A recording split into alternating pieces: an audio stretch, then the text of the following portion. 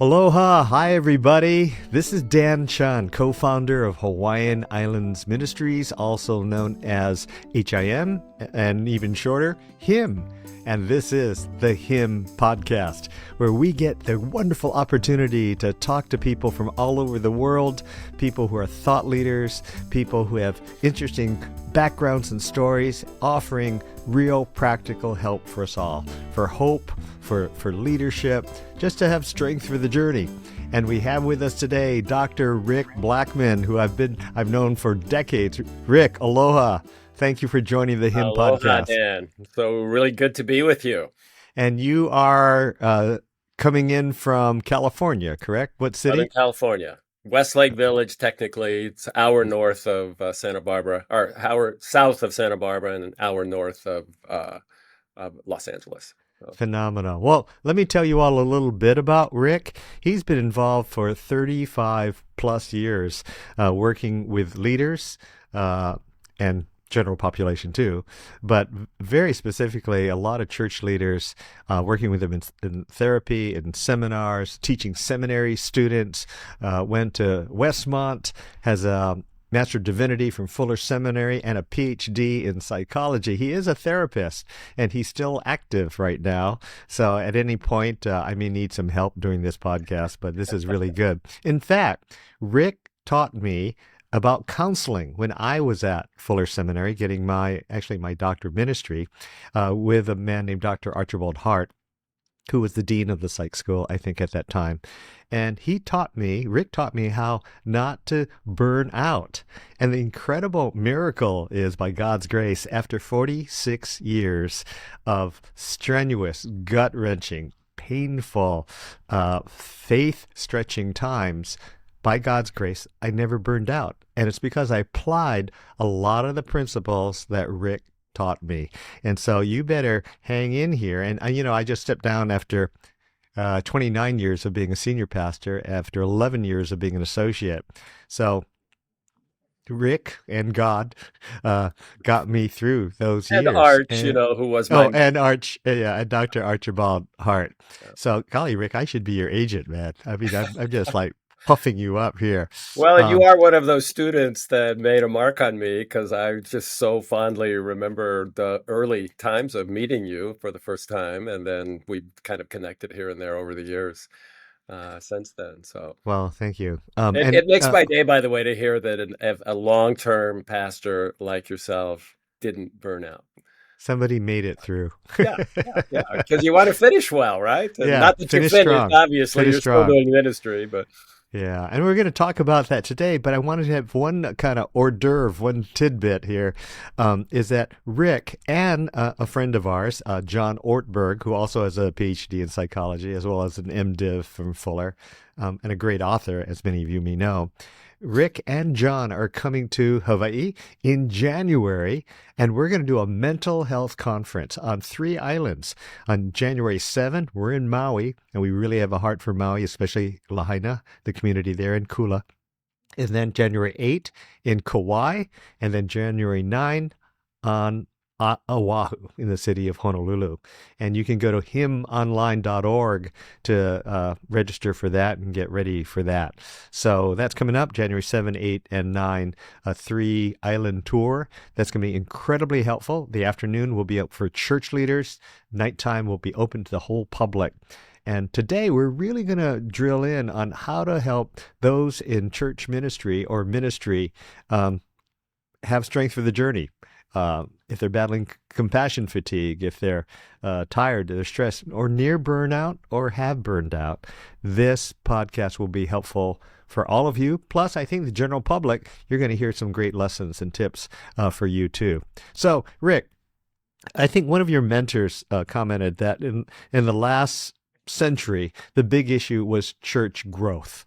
And then the issue this century is church health. And there's a lot of interest in this. So we'll start off there.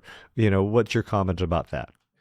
well, it just seems so true to me. One of the things that I studied early in my career and that I've tried to apply over the years is to try to think about the church as a kind of a complicated family. that can range from functional and healthy on the one side to dysfunctional and unhealthy on the other, and to try to understand the principles, particularly for the leader, the parent, if you will, of the family, of the church family.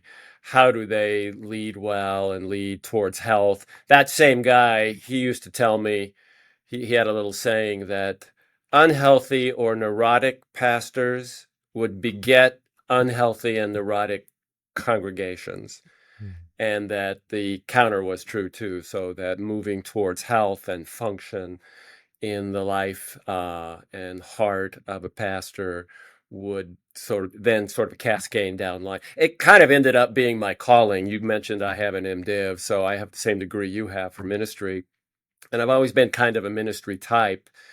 And it ended up kind of being my calling to try to work out helping leaders. And, a big part of my practice over now 40 something years, 42 years, has been to work with leaders. So I've logged a lot of hours with people with your job.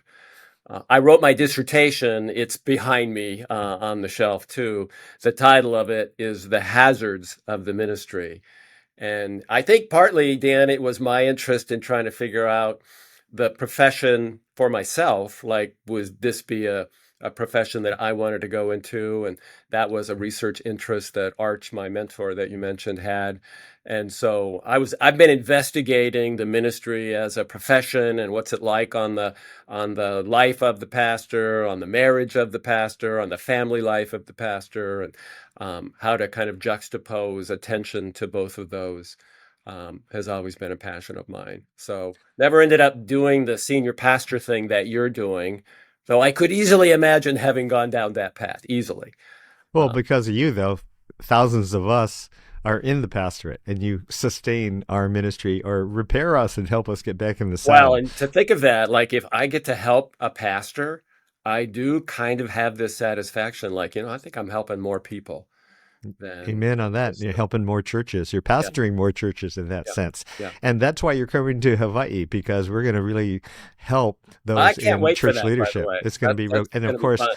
in Maui, with the added trauma of the Lahaina fires, Yes. pastors losing their homes, pastors losing their churches, their children losing their schools, Yeah. super important. I mean, it's normally difficult without those kinds of trauma. So let me throw out some statistics. Last year, I think Barna said 43% of pastors were thinking about stepping down. This year, it's around 37, 38%, but I think that's because 5% have stepped down already. Um, I mean, and I think of think, that number. That is not an insignificant number, is it? no, I mean, think about that across the country. What would that mean if that number people walked away from being a pastor? And, in my denomination, we call it presbytery. So there are 16 different churches in our association in the Bay Yeah. Area and Hawaii. And I asked the leader, saying, so what do you think? Is that true? And he says, he told me in the last 3 years, out of the 16 churches, 50% of the senior pastors stepped down. So 50 that was even higher. That was even higher than as an 37%. anecdote to one Right. little area. Then, And wow. and I think you've taught me, and this is pretty current, I think, that 75% of leaders had at least one season, stressful enough to strongly consider leaving. Yes. I've also read a figure that only 3% of youth pastors feel they are, quote unquote, flourishing. That means 97% are not flourishing. And Meaning and that so might be actually even a more stressful yes, yeah, role and in I ministry. think the statistics are their tenure's not as long. It's 3 years or less for youth pastors, and so you know you had something about balancing service with soul care, and you mentioned this phrase about goose and the golden egg, and refresh my memory. What does that mean? What I would say is that when it really comes down to it, to think about having a successful career and doing significant kingdom work as a pastor, that the key tool is who you are. There's this quote I really like from Dallas Willard, who many of your listeners would know about. He said with regard to pastors in one of his works that most people in the church will forget 99% of what you say and teach. What they'll remember is what kind of person you were. Mm. And that's a really heavy thought, like particularly for those of us that love words. I love words. You love words. You're good at words. And we love to preach and teach and counsel and do that sort of thing. But to think that a lot of those words, maybe most of those words will be forgotten, and what remains. Dallas also said what God gets out of our life is the kind of person we become. So I just think about trying to apply that to the ministry. And so I feel confident that the key tool to effective ministry is who you are becoming. And if you are pursuing spiritual development, emotional health, emotional development, I do think about the goose and the golden egg, that old fable where the goose is delivering these golden eggs, these riches, and then the people in the fable, at least, they figure let's cut open the goose and try to get at, and of course the result of that is Mm. no more output, no more golden eggs. And, so I think of somebody that does what you do, like if the goose goes down, there's no more output. There's no more ministry output. No more kingdom activity. So I've always just had this strong passion for we got to do everything we know how to do to protect and nurture and develop the leader in the community of faith.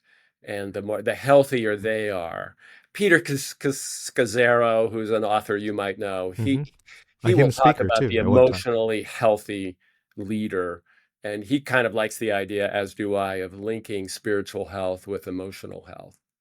Well, what do you think is causing this high rate of burnout and being overly stressed? Because on one part, when I hear, we're going to be judged on the kind of person we are rather than our teaching or uh, productivity, there's a part of me going, oh man, so many of us pastors are people pleasers. So I'm just going to work on people loving me so they'll have great memories that Dan was a great pastor.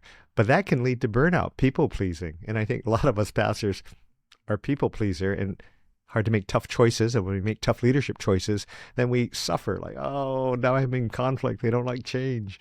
So what do you think is really one of the main causes I do for remember for somebody pastors burning saying out? once, Dan, that the ministry is not for the thin-skinned and people-pleasing among us.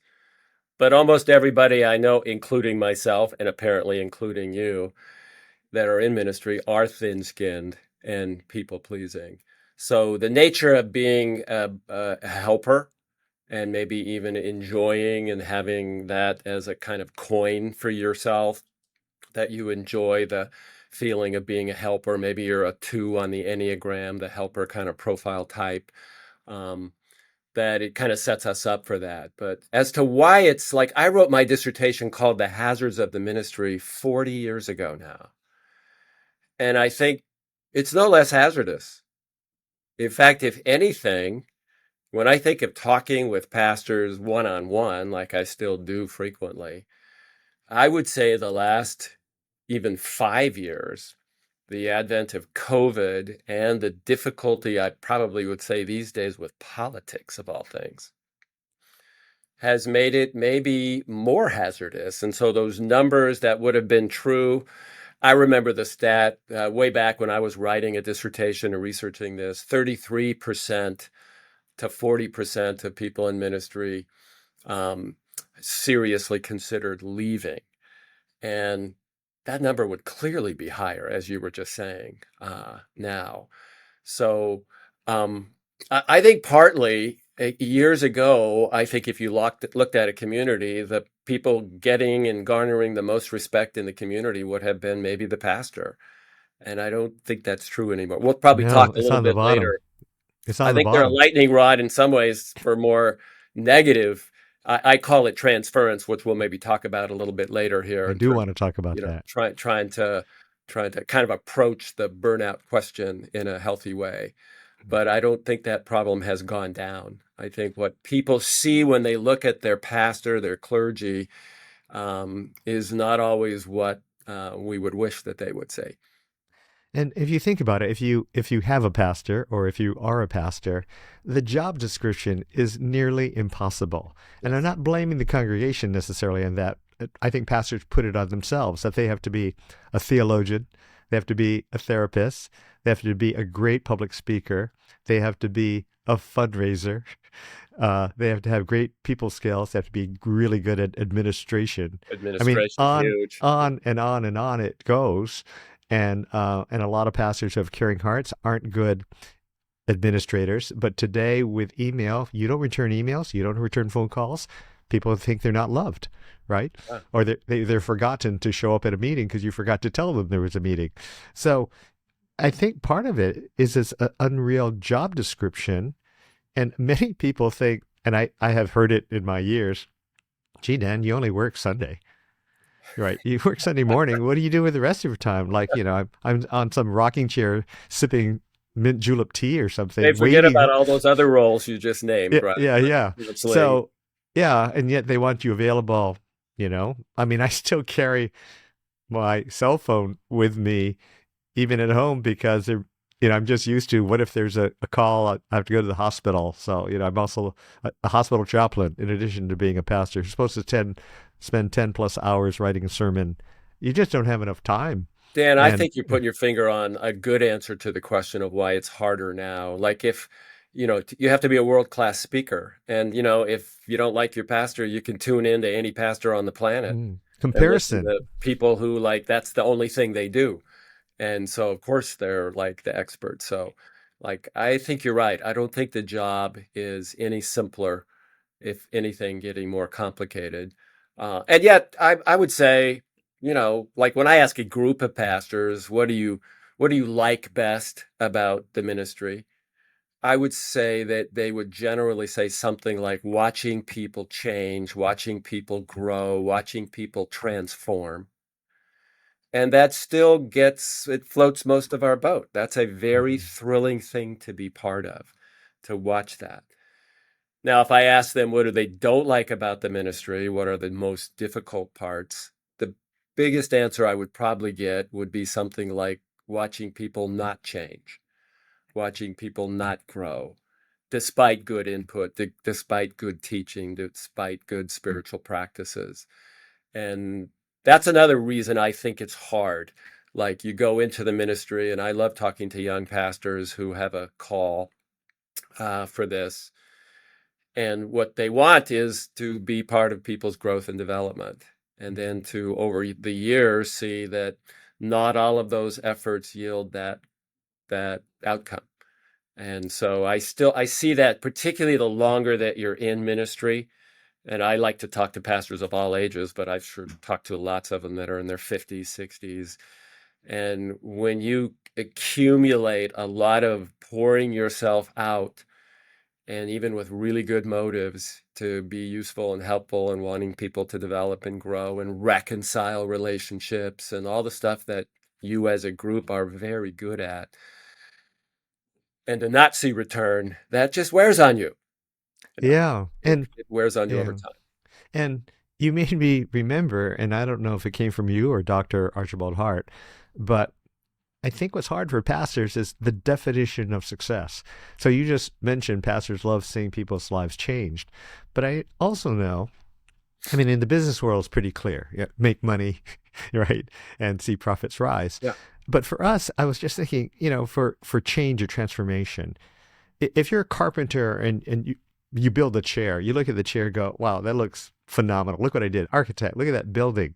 But if we're talking about spiritual formation, it's really hard for me to look at John or Jane Doe and say, this last year they grew by 7.8% in spiritual maturity. So And true. I don't know, for many of us, we're going, what is success? I mean, are they really growing? We're not, or is it just based on they're attending a lot? They're in a small group. They show up on Sunday morning. So that's success. So I think it's for pastors, I think a lot of them, they don't know when they've hit the home run unless it's butts in the seats, bucks in No, the the metrics budget. they can Right. devolve into just numbers like Right. budget numbers Right. and attendance numbers Or and conversions. Right. conversion numbers. Yeah. Right. But Yeah. spiritual maturity, which you just said rings our bell, Oh, that's really hard to define. And I wonder if that's leads to some depression. Like, how do I know I made a win this last year or three And years? there's no way of ever fully reconciling that, is there? It's a little Yeah. bit like, the idea that like you had all these years in ministry. Do you ever feel like the job is done? Like all my ducks are in a row? I don't think so. I don't think so. And so there's not Art used to talk about this, a very clear on-off switch Hmm. for people in ministry. And, he was famous for recognizing, the average pastor didn't even take as much vacation as they were given. They That's just had, true. and even when That's they were true. on vacation, they would have a hard time switching off. And that's kind of an artifact of the job, even what you're saying. Like, I hear that and I relate a little bit as a counselor.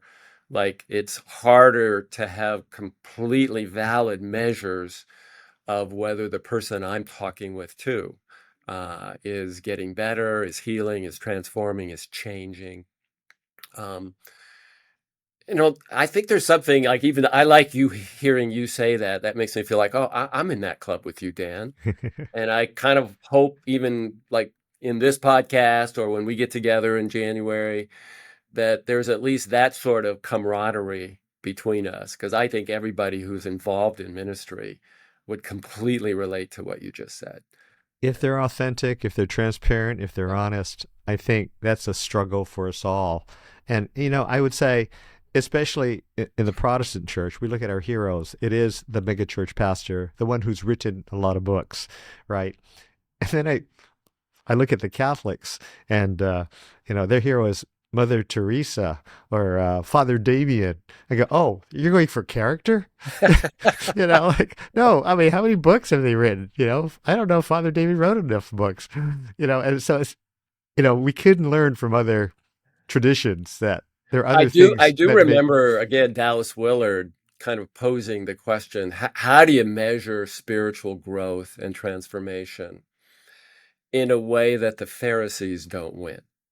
Oh, wow, Because the wow, Pharisees knew the Bible the best, they right, memorized the most scripture, they tithed down to, the right, amount of the spices in their shelf, um, and yet that was clearly not the right metric if you right. follow the teachings of Jesus. And what Yes. Dallas concluded that I think does apply to the question we're talking about is he thought the gifts of the Spirit might Mm, be a better measure. To what mm. degree am I more loving, more love, joy, peace, patience, Yeah, kindness, the wonderful fruit of the spirit. the Right. fruits of the Spirit?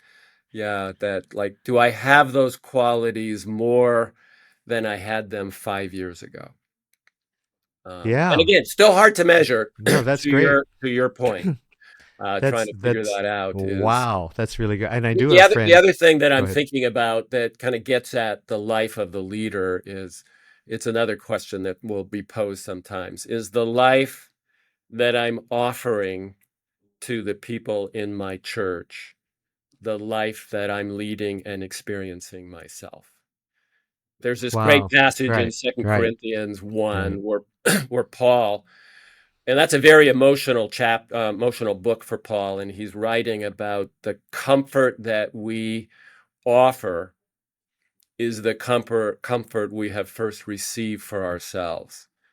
And I'm kind of a nut for that. I know so many pastors that I don't buy just what I see in the public presentation. Hmm. I Hmm. ultimately want to know if the transforming life that you are preaching about and offering, is it something that, because I Hmm. guess I do fundamentally think I don't think we can really offer others what Yeah. we haven't received and experienced for ourselves. Yeah. And there's pastors are susceptible to stage personality and then off stage person and Yeah, character. yeah. So let's talk. We've really highlighted some of the real difficulties for pastors. Let's talk about some of the solutions or helps Okay. or aids that could really help our viewers right now.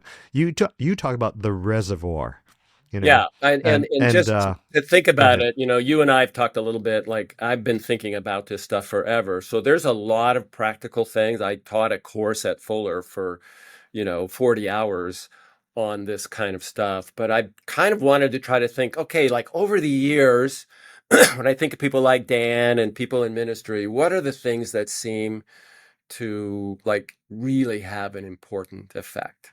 So the reservoir would be the first thing that would come to my Yeah. mind. And that was the big one for me, what you taught me about the reservoir. So go for it. So, so it's really just a mental picture.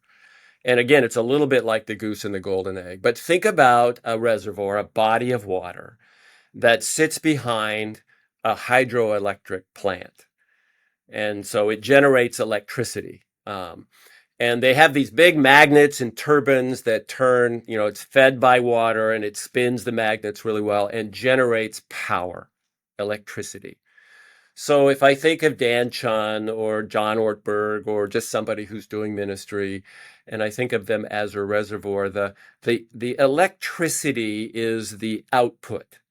And I might call it the like to it pays dividends to assess what are your output requirements. Like all those roles that you were talking about a little bit earlier, being an administrator and a counselor and an accountant and a great speaker and all that stuff. That's a lot of output requirements, and I don't think there's any doubt but that's grown for people who pursue a calling in ministry, full-time ministry especially. The output requirements, but in order for, again, if you go back to the reservoir image, the output, the hydroelectric output, is a function of the reservoir being continually filled with water. So we could think of, at least pictorially, about burnout as a situation in which the water level is going down and it's not being sufficiently replenished by streams, let's even call it of living water, because we Christians kind of understand that kind of language. And I would say real burnout, which I have gone through countless times with a pastor, is when the reservoir is empty, when it feels like I'm not drawing from anything, and you have to have input, juice, I sometimes call it, like what juices you, what are the inputs? And it ends up being, in a way, it's a simple idea, but it pays big dividends to like get really personal, like to think, okay, Dan, when you think of ways that your reservoir, the bandwidth issue, in order to have bandwidth for the output that God is calling you to, what fills you up? What gets your water level at the right level? And you can't get away from the idea. I call it self-care, and in the course I used to teach at Fuller, we would talk about balancing service with self-care. And I was always conscious, I don't want that to sound like selfishness. And I suppose there are cases where a pastor can be too good at self-care and they end up being selfish, but I haven't met that many pastors like that. More Hmm. often, they ignore that because the demands, the output requirements are so strong. So I always want to make it, again, very individual, very personal. Like what builds up the water level in Dan Chun's reservoir or John Doe's reservoir? Do they need a spiritual director? Do they need to go on retreats more often? Do they need to date their wife or husband more often? Do they, again, legitimate ways? Because if there's not legitimate ways, I'll worry about illegitimate ways. They maybe are drinking too much, which is kind of a Hmm. surprisingly common Hmm. thing. And pornography. Pornography, just ways of trying to cope, sort of. I call those like there's the A list of good coping mechanisms that build you up, and the B list are the things that might be coping, but they end up being a problem later. So to get really specific, and I end up then with conversations about the social network of the pastor, um, their physical well-being. Does most cases of depletion, burnout, are going to benefit from a decent diet, nutrition, Hmm. and some kind of exercise, Hmm. right? But again, with the output requirements, it's no longer surprising to me that pastors neglect that stuff. Right. So to just Right. kind of see themselves as a reservoir and, you are going to pay the price. And I would say that more based on what you and I were talking about the first 20 minutes here or so. Um, you're going to tap out maybe earlier and earlier. That's historical. Like I did used to interview older pastors, and they didn't have as much of a burnout issue in generations before this one. And I Hmm. sometimes think Interesting. maybe the output requirements were not quite as severe and there was more natural respect. Hmm. Well, I think, as you said, politically, I mean, look at all the controversies now, right? That the political election, Yeah, insurrection, climate change, Black Lives Matter, Me Too. Oh, and this thing called pandemic, vaccine, COVID. no vaccine, mask, Yeah, no mask, yeah, people not showing up, going online. The stress in the last 3 years are incredible. What you unbelievable. taught me, and Dr. Hart taught me in this whole reservoir thing, is thinking about adrenaline depletion.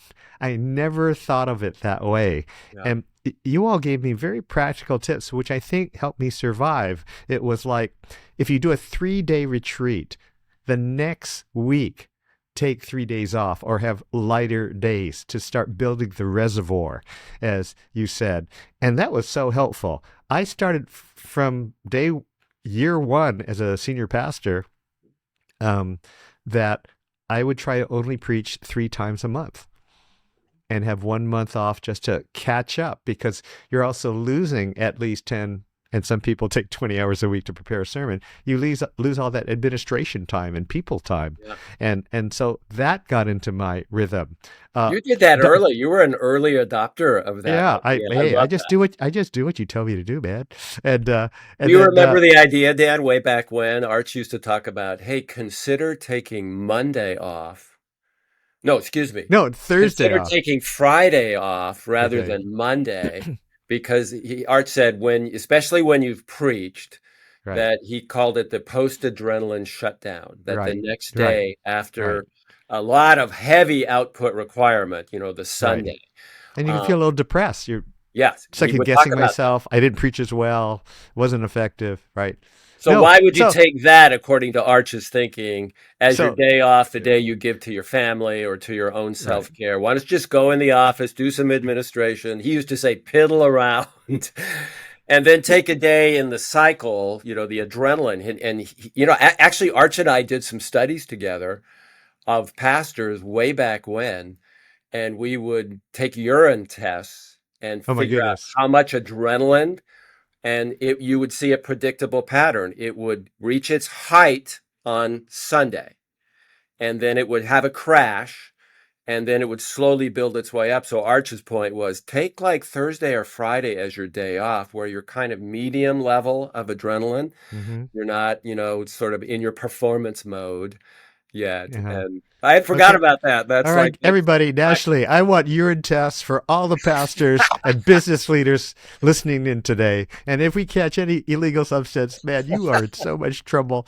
No, but let me comment on that. that's I so did interesting. remember that, and I implemented it from year one. You did. Oh, I wow. did, but I didn't pick Friday, because Fridays tend to be, it might be used for a 3 day weekend, for a retreat or something. I Hmm. picked Thursday. And Thursday. for me, here's why Thursday works. So, number one, I remember Arch saying, don't take Monday. He says, look, if you're all tired from Sunday, get paid for that day. Don't make that your day off when you're Exactly all what he said. wiped out. Yep. Work that day and piddle around. But Thursday was great for me because Wednesday meant that was like my weekend day. Hump day is going to be, the weekend's starting. That's good. And by having Thursday off, if I don't work, I haven't done X project, wrapped it up, I still have Friday. Yeah. So that helped me relax more. I still got Friday to work on it. That's such a And practical so thought, isn't it? I've done that for decades. And maybe, people listening, whether you're a business leader or a church leader, these kinds of things, because when you all mention adrenaline depletion, you see, if you're kind of macho, you don't think adrenaline. You think I don't have enough strength? Is that what you're telling me? I don't have enough strength. But when you talk about adrenaline depletion in the brain and how that affects it, then I can accept that more. Like, okay, there's a chemical And, thing. and what, If what I goes don't on do in it, my head is when you mention adrenaline depletion, is I know the way the body chemicals work is if you are depleted, Mhm. or when you're stimulated. I have a little thing in my office that has a little peak that's adrenaline arousal, and the requirement for, again, that reservoir being sufficiently filled is building in recovery. Mhm. Like, to just even think about, okay, I recruit adrenaline for my job, for my ministry, then I've got to coincide that arousal, that adrenaline arousal, with recovery. And again, that can be unique, taking a walk on the beach, hiking in the mountains, reading scripture, Yeah. doing, meditation. I mean, there's a lot of things. And I end up, especially with pastor clients, kind of knowing what they do, what practices they build in retreats. Like you mentioned, retreats. Like, you are all good at giving the retreats, but Mhm. attending retreats for your own well-being would be on Mhm. a lot of people's list. That would be a way of being filled to counteract the natural depleting impacts Right. of ministry. This has been a busy year for me. I just resigned after 29 years at a certain church, Wow. and full time now for HIM. But next week, I'm going to go on a 3-day silent retreat at a Jesuit retreat center. I'm an extrovert. I don't know if I'm going to make 3 days, but I'm going to be doing that. So I'm still trying Awesome. to Good for you. incorporate some of this stuff. And if I can say something to all you personnel committee people of churches, when I hear you give your pastor 2 weeks a year for vacation, it actually makes me want to throw up. It should be at least a month. This person has been working 24/7, and it's so hard. And I'm thankful in my denomination, it's required we get 4 weeks off a year, and we get 2 weeks off for study leave. And that if you don't take it, can be accumulated over up to 6 weeks for a year. That's fantastic. And they give you $2,000 to go to, some place to study, Fuller or Regent or college. What is it called in Canada? I forget what it's called. I think it's Regent. Um, Pretty good. but Yeah. they build in. We realize you need some nurture, and HIM, the board takes very good care of me, and they want me to have some Which is time so off. awesome. So some of this stuff that even Yeah, we're talking about has crept in even into policy. yeah. But personnel teams, you all, Yeah. if you are on one, sometimes the personnel team is the problem. Yeah. That you don't recognize how difficult it is. Because think of this, and I don't want to malign, well, university professors can redo the same lecture next year when the freshman class comes in, and they get sabbaticals. They get And sabbaticals, but which is, I love that idea. and sitcom writers get to they do reruns, right?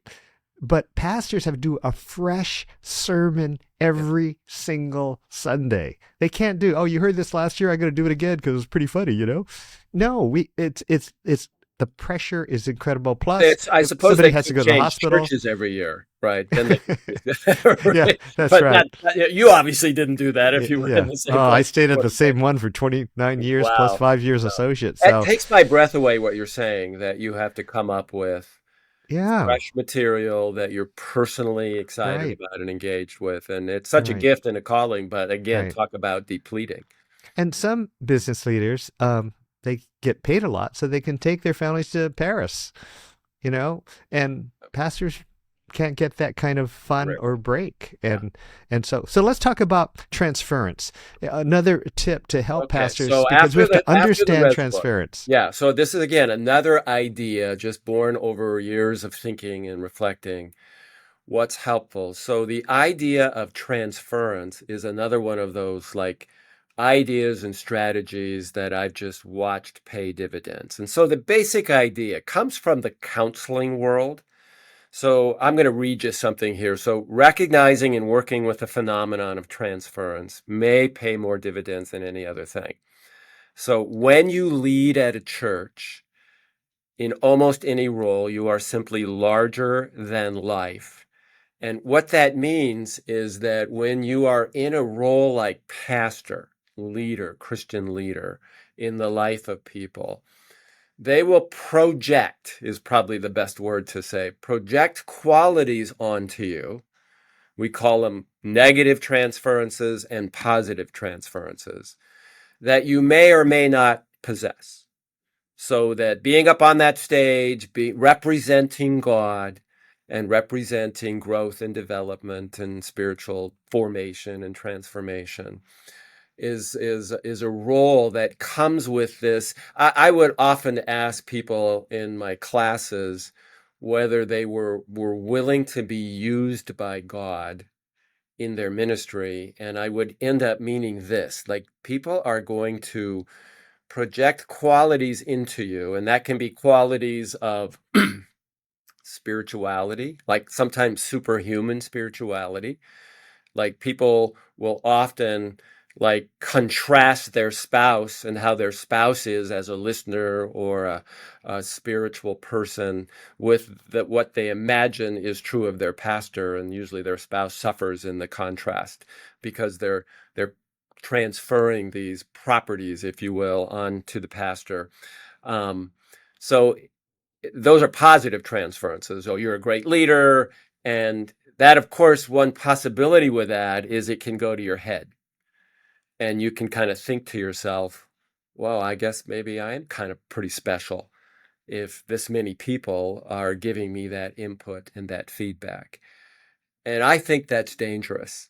Um, Now, you can also get negative transferences. So people's anger, people's ambivalence towards authority, those are also things, I think, maybe even increasingly. Like, I was thinking about talking to you today, Dan, and I was thinking, I believe that the prospect of getting negative transferences is the highest I've ever seen it right now.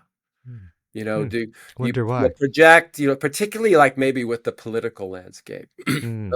You'll know the church down the street might be doing something different with kind of party affiliation and, what's the right stance to take as a Christian on politics. And they'll have differing views about how much the pastor should or should not weigh in on that.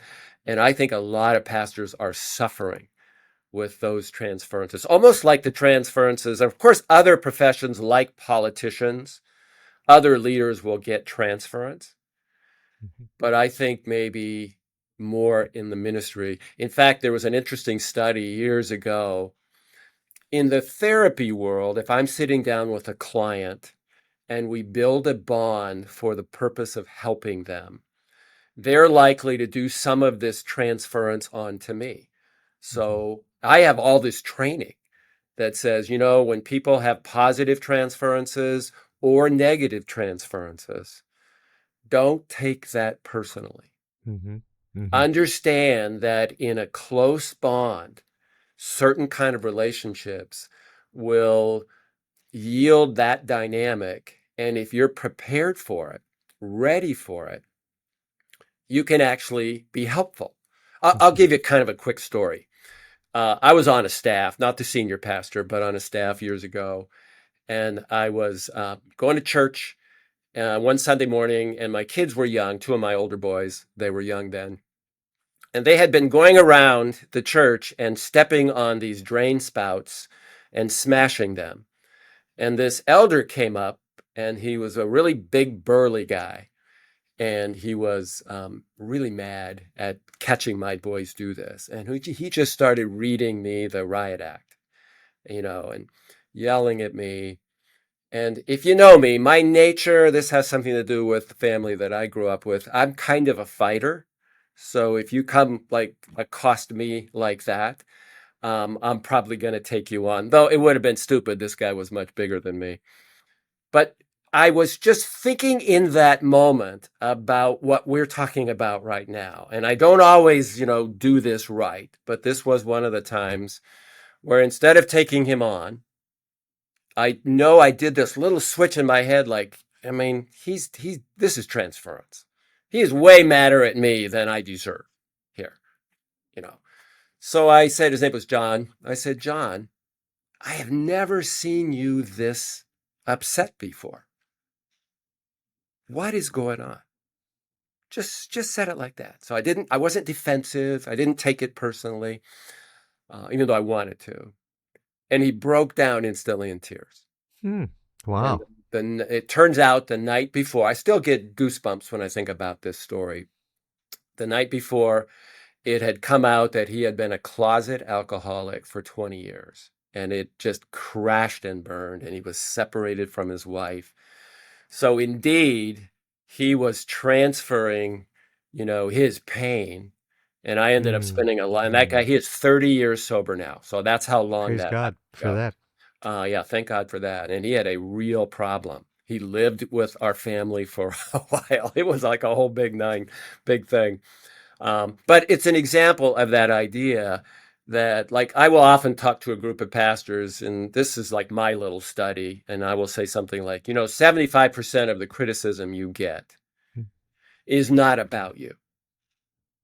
Hmm. It's transference. It's about the person. And I'll ask Pastor, I can ask you, Dan, did you get criticized very often when you were in ministry? Yes. Yes, A you lot. can't. It's A a lot. job that comes with that, Yeah. right? In Partly because one of my projects, I think I lost like 16 good friends. It was horrible. there you go. So Yeah. you're a lightning rod. You Hmm. just are in that role, and I think it's very useful to think, okay, it's a kind of a discernment question because if that's true about 75%, the other 25% may be useful to you, like constructive criticism, and to try to weigh that out. But I'm quite certain that the majority of criticism most people who are shepherds and pastors get is not about them. And you can turn that if you can grow in your, I'd call it non-anxious presence. You're sort of calm in the face of a storm, like Jesus. This is where we want to be like Jesus. Um, then you're going to have more ministry opportunities. Now, Wow. I got to say Good. before I lose it, Dan, if that's true about criticism, I think the same thing is true about praise. Hmm. I think maybe 75% of the praise we get in ministry is actually not really about us either. So it really, if we don't take it personally, we don't get a big head, we don't get over our skis.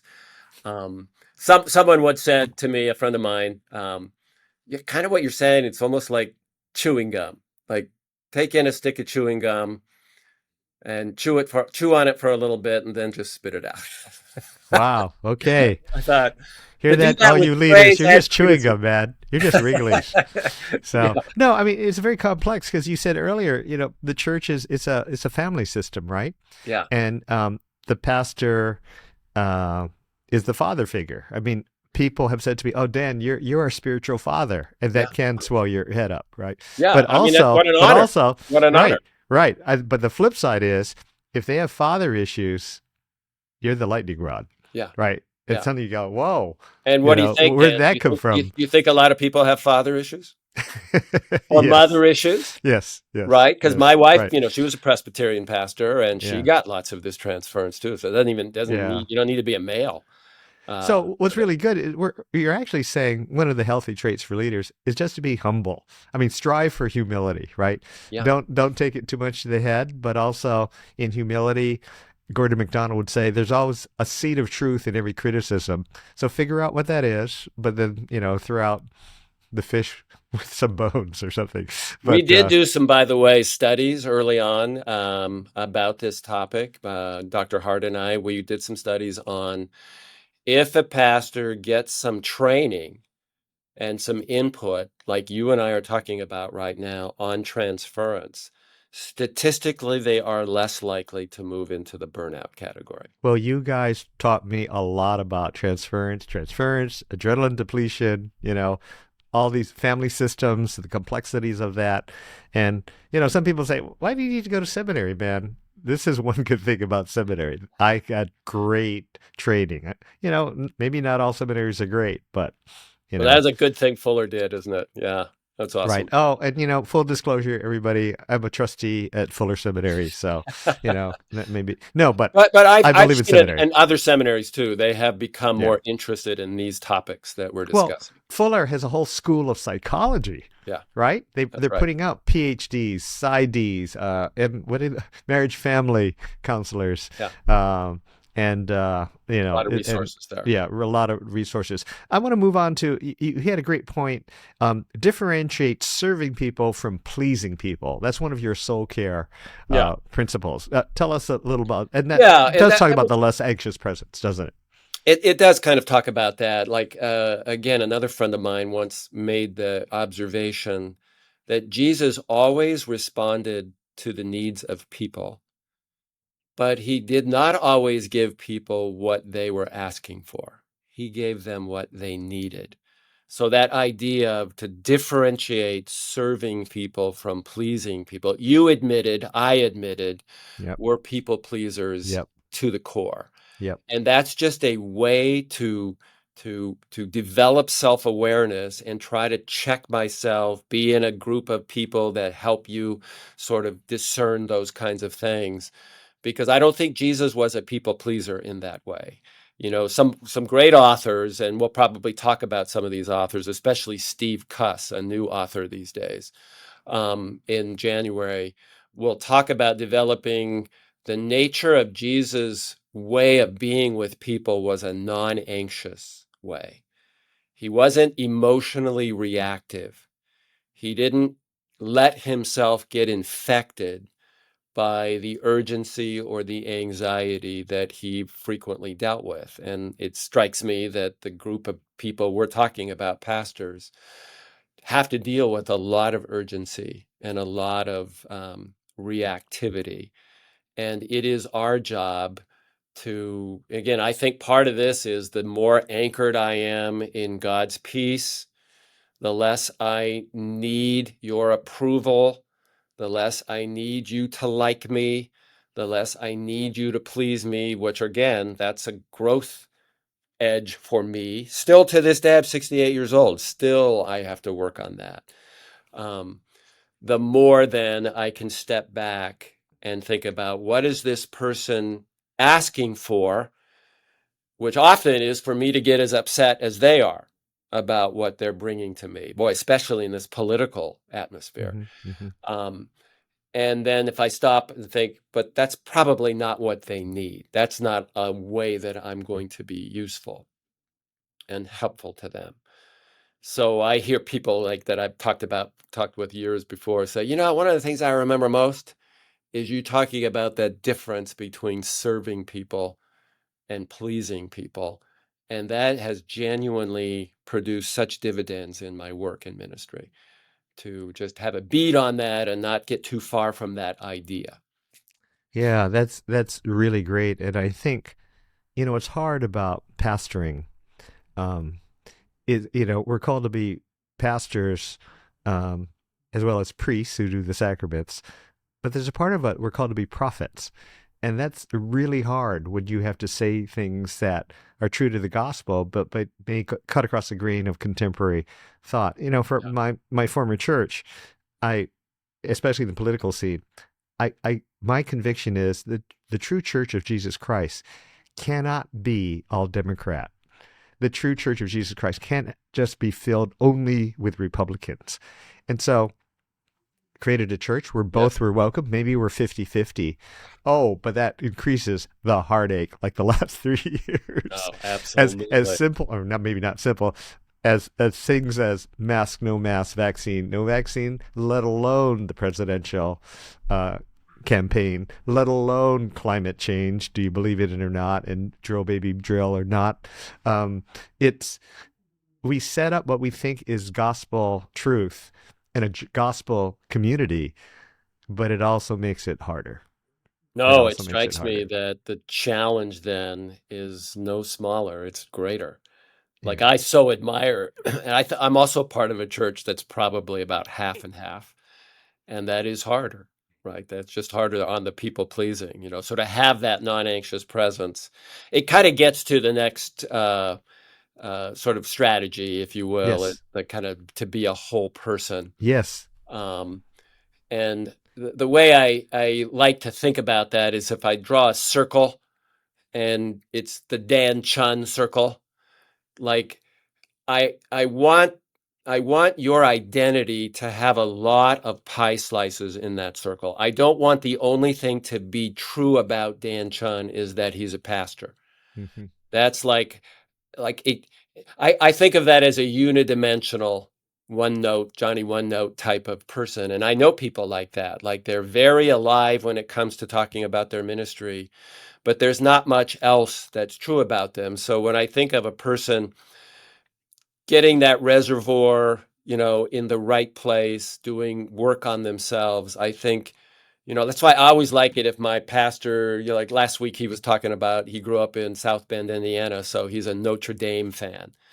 So I like that. We know that he likes football. He doesn't just do ministry, but he does football. And you want it, obviously there should be a slice for your marriage and your family, and you should have hobbies. You know how many times I've talked with a pastor who has no hobbies or last had a hobby in junior high school or high school? I understand that. Very common. Yeah. Because again, of the demands of ministry, there's so much urgency. But I can tell you, people who finish well, do ministry into their 50s, 60s, 70s, there's more going on with them than just their ministry. So they play pickleball, they golf, they, are sailors, or they do diving, or they play an instrument, or they're in a band. Or one guy who, this is a true story, Dan, a pastor in his early 60s. This was completely true of him, a Presbyterian pastor. He had nothing else going on in his life but his ministry. So I challenged him to come up with something else. He's a real kind of thin, scrawny guy. He's passed away by now, unfortunately, but um, he took up boxing and he became a champion boxer in his 60s for his age. Unbelievable. And he really poured himself into that. And you know what? It kept him from burning out. That's Yeah. because he kept getting knocked out. He couldn't think about I getting mean, burned out. the weird thing is, I CT. thought I could have knocked him out by just pushing him. He seemed like, but he turned out to be really tough. So, Maybe anyway, they let him win. I don't know. Because, I'm not sure, but I yeah, played pickleball once and I won, and I've never played again. So I like telling people I'm undefeated in you pickleball. retired on top. You I just retired on. can't find any competitors. I'm just like, of course, my big bias against pickleball is I say, man, everybody tells me I got to do pickleball. I got to get a racket. They're offering me the racket. They're offering me to drive me there. I thought if people were as excited for the gospel and about Jesus as they are for pickleball, we would convert the whole world. It is a little bit of a cult. I mean, since I probably play 3 times a week, so yeah. If Oh, you there want you some go. competition, I'm going to take you on in January, I'm Dan. undefeated, man. I'm And not going to play you. I can't say I'm undefeated, so you're probably better. All my friends getting hurt playing pickleball. It's the most dangerous sport in the That's world. hilarious. Yeah. So yeah, it's crazy. The first time I played, a big wind, I'm serious, picked up a beach chair and flew it over and crashed into somebody's head who was a physician. I said, Oh my see, gosh, pickleball's different, dangerous, man. I'm not going to play that this is game. dangerous. So, So, well, let's wrap this up. And okay. with one more tip, you talked about developing a caring community.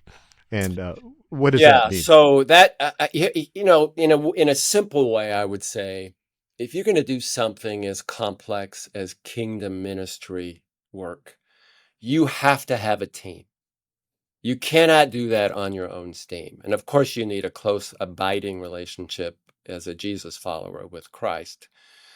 But I mean, even beyond that, you need to have either, my friend John that we're going to speak with. John and I speak 4 mornings every week for 10 minutes. And we've done that for many years. And that's very intentional. And people are always interested to hear about that, but it's not very complex. The issue is whether you can find somebody, get them. John was on me, Dan, to do this for several years. I just thought, what kind of a weird idea is that? To talk to somebody every morning that I'm not married to. And yet it's been so life-giving to have him as a close part of my team and vice versa. But to have so again, it could be a therapist, it could be a spiritual director. I always think like that's something when in the Reformation we sort of threw the baby out with the bathwater. That I love it if pastors, I did this for a long time. I would go talk to this guy once a month about my own faith experience and my walk with God. And he was quite clever, but the thing I remember most is his name was Paul Ford. He always remembered what I said the month before. Hmm. I And there was remember Paul something Ford. very use pardon? I remember Paul. Yeah, Paul's a Was he great guy. Catholic? Was he Yeah, Catholic? Catholic guy, only guy to get only Catholic to ever get a PhD from Fuller. Hmm. Actually. But that was just so useful. So to find somebody who walks with you in your own spiritual growth, and we would design spiritual practices. And I was a coach of a baseball team, and he would always want me to pay a special attention to the three worst players on the team Mhm. because my nature, I'm a competitor. That's why I play pickleball now, but I would be wanting to focus on, the best players on the team. But those kind of things, like I wouldn't have thought of that on my own, to be honest, Dan. But that was so helpful for me in just developing into the kind of person that I most wanted to be. But you can have a spiritual friend, somebody that you exchange. You can be part of a group. For lots of years, another buddy and I would run free of charge a group in our office of local pastors. And it kind of worked best that they never belonged to the same denomination. So we would have a big range, but they did understand a lot about each other's job. But there was no competition between them. Hmm. Um, I guess what I'm saying, I don't think a caring community, a network, a team, spontaneously emerges in the life of most pastors. Hmm. I That's think it's right. an area where we in ministry have to be really proactive. It's there. I never feel like I fail at the job of helping a pastor develop a team. It can take some work. Sometimes it has to be Zoom. There's various ways. My friend John, I do everything on the phone with him because he and I we haven't lived in the same city in a long time. Um, again, when I think of that reservoir being built up to full sort of water level, so you have bandwidth for the work you're doing in ministry. If I see somebody who's flourishing, I know they have this thing in place. They have a Interesting. team. And Interesting. if I see a burned out pastor, they often do not have this. Interesting. They are much Interesting. more alone. And And we pastors don't make friends easily, right? right, Because I right. mean, you think about it. If a friend of mine struggled with pornography, and so he told his elders, and they fired him. So who does a pastor go to Yeah, then? exactly. And so it's very. I mean, what a wonderful way to close out that we all need a caring community, and we have to be intentional and proactive on it. And whether you're a business person or a pastor, or some kind of ministry leader, it's very important. And if I can be transparent, I have a spiritual director. I see a therapist now and then, and Mhm. it helps me having a sounding board and have some sort of self-awareness of what I need to work on. Is it me? What's going on here? Yeah, And awesome. that's part of the, I wouldn't say formula, but that's part of the strategy to finish strong and be healthy Yeah, throughout your years, and hopefully always have a humble spirit. What do I need to work on, and what is not my stuff? As you said, yeah, 75% of the criticism may be their issue, not my issue. yeah. But wow, Rick, this was really rich. I hope some of you will send this to the personnel team chair of your church or ministry or your Absolutely. I business, like that idea. because people may not know how complex this is. I talked to a headhunter and I said, "Hey, do you help find senior pastors for churches?" He goes, "Oh no, that's way too complex. That's a family system. No way are we going to touch Yeah, churches." wow, But that's they interesting. are aware that the leaders of churches have a very uniquely difficult job. So, Rick, thank you so much I've for loved it, being Dan. on this Yeah. show. You're coming to Hawaii next January, January 7 in Maui, January 8 in Kauai, January 9 on Oahu with John Ortberg. We're going to be very practical, go deeper on some of these issues, helping people have soul care, if you're a pastor, a ministry leader, nonprofit leader, hey, a lot of these principles apply to business leaders too if you want to come. And the afternoon is for those in ministry and or nonprofit work, and nighttime is open to the general public. And so we hope you can join us. Go to himonline.org if you want to join us for that. In fact, I would say if you want this, if this podcast was helpful and you hope it would continue, and if you want to financially support it, go again to himonline.org. You'll see a give button there. You'll also hear more about the podcast. Some of the former shows that we've had on, we had Rick Warren, Kay Warren, Nancy Vu, fashion couture designer, and we have many others, and John Ortberg is coming up too. So all that and more. But Rick, again, thank you so much for being on this, being on the Him podcast. God bless and aloha. Aloha.